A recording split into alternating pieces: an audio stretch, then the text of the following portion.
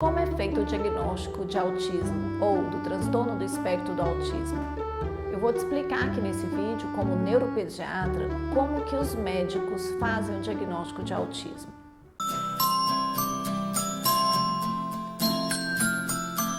Bora brincar! Eu trago aqui, gente, o Manual de Orientação da Sociedade Brasileira de Pediatria, onde é abordada essa questão do transtorno do espectro do autismo. Aqui vai explicar direitinho e com evidências científicas quais são as etapas para a gente dar um diagnóstico de autismo. Geralmente, o pediatra vai avaliar a criança, vai observar se essa criança tem algum atraso ou não. Se ela tiver atraso, vai orientar o estímulo, que o estímulo é muito importante. E se esse atraso persistir, muitas vezes esse pediatra vai encaminhar para uma avaliação com o neuropediatra, com o psiquiatra, também para o fonoaudiólogo, para o terapeuta ocupacional, para o psicólogo infantil, a depender aí do que é detectado. É muito importante sempre uma avaliação detalhada com um médico que seja especializado em autismo, tá? Porque esse médico, ele vai ser criterioso na avaliação. Então, ele vai pedir à família, muitas vezes, para preencher algumas fichas na avaliação. Ele vai fazer uma anamnese, que é aquele tanto de pergunta que a gente fala, que a gente faz na consulta. Então, pergunta, às vezes as mães falam, os pais, nossa, eu nem lembro disso mais. Que idade que seu filho equilibrou o pescoço, sentou, andou, falou as primeiras palavras, tirou a fraldinha? Essas perguntas, elas são muito importantes para dar um global do desenvolvimento dessa criança, para a gente perceber se ela teve algum atraso nas áreas também motora, na área social, na área motora grossa, motora fina, da linguagem, da socialização, da comunicação. Então, a gente vai perguntar detalhadamente também dados da história gestacional, para detectar se tem fatores de risco ou não para autismo, detectar se tem na história familiar algum fator que chama atenção. Então, a anamnese, ela é muito importante, ouvir os pais, dar voz para os pais, perceber quais são as dúvidas dos pais, o que eles observam no dia a dia. E muitas vezes a gente vai escutar os pais e a gente também vai preencher através de questionários direcionados para avaliar tanto a triagem do autismo quanto o diagnóstico. Feita a anamnese, a gente vai passar para o exame físico. Esse exame físico detalhado da criança também vai procurar detectar alguma alteração.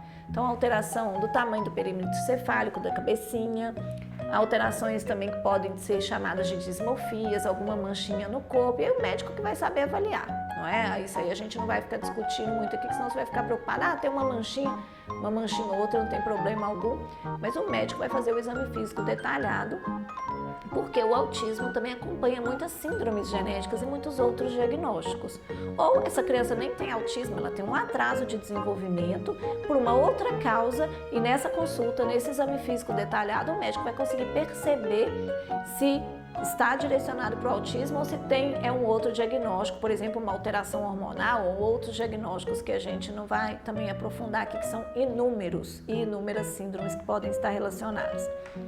Depois do exame físico, a gente vai brincar com a criança. Então, dentro da consulta mesmo, avaliando, muitas vezes eu brinco até no início, porque eu acho muito legal essa interação com a criança no início da consulta, essa troca, antes até da criança ficar ouvindo o que o pai e a mãe estão falando dela, porque muitas vezes parece que eles não escutam, mas eles estão entendendo tudo. Então, a gente vai brincar com a criança e na brincadeira eu vou avaliar vários quesitos. Esses quesitos são fatores para a gente determinar se ele tem sinais ou não de autismo e se ele tem sinais suficientes para a gente pensar no diagnóstico ou se são poucos sinais, por exemplo. Depois que fez essa avaliação formal, que é direcionada por escalas, muitas nacionais e outras internacionalmente definidas, essa avaliação na brincadeira, a gente vai também pedir alguns exames complementares. Cada criança a gente vai ter um tipo de pedido de exame, a depender do que eu detectei nessa anamnese, nesse exame físico, que eu vi na caderneta da criança, em termos de crescimento da cabecinha, crescimento de estatura, de peso, de desenvolvimento. Aí eu vou definir então quais são os exames complementares que a gente vai pedir e se essa criança precisa ou não de intervenção de estimulação. Vamos orientar, acolher esses pais, é muito importante, porque os pais chegam muito angustiados, preocupados, ninguém quer que o filho tenha nada. E aí a gente está falando de algo tão sério, uma suspeita de autismo, uma suspeita de transtorno de desenvolvimento. É sério porque se a gente não detectar logo, essa criança pode crescer com déficits muito grandes. Não que o diagnóstico do transtorno do espectro do autismo seja algo também muito grave, não é. Muita gente, eu vejo muito o autismo como uma forma diferente de ser. Uma forma diferente de se expressar, de se comunicar, de sentir, de perceber o mundo.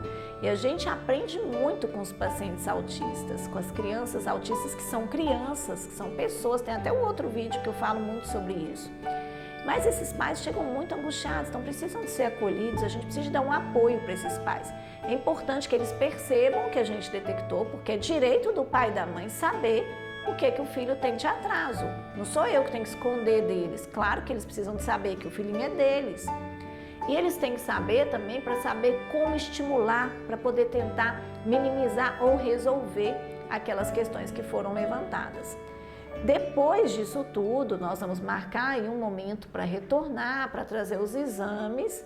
E aí a gente vai definir se vai precisar de um tempo de intervenção ou não, se essa criança já faz intervenção, por exemplo, para dar o diagnóstico.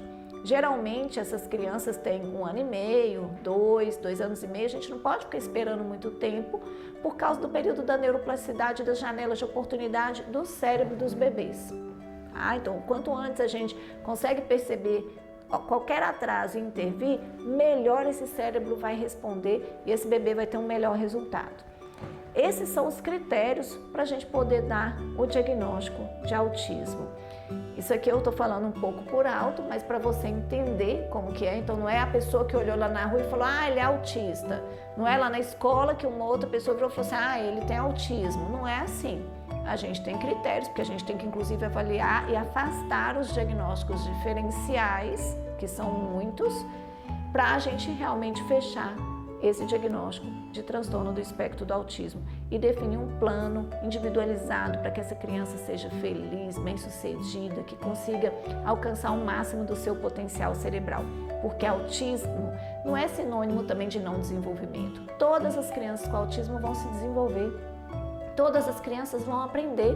Claro que cada uma vai ter as suas particularidades, por isso que é um espectro, mas todas vão aprender, todas vão ter ganhos com a estimulação, todas vão desenvolver, ter aprendizados e algumas vão se desenvolver muito, vão ter até habilidades muito superiores à média em geral, vão aprender coisas antes dos outros meninos da mesma idade.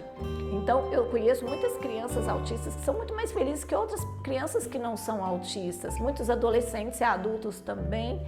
Então, que a gente amplie essa visão, mas que a gente consiga intervir precocemente. Fica então a orientação, busque evidências científicas, busque realmente entender um pouco para poder discutir com o seu médico, mas também seja mãe, seja pai.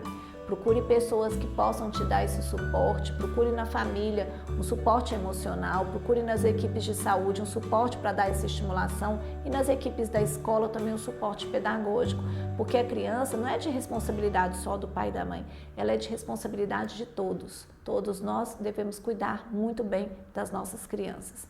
Divulgue esse vídeo, passe para pessoas que têm dúvidas em relação a essa questão do diagnóstico do autismo. E bora brincar, as nossas crianças agradecem.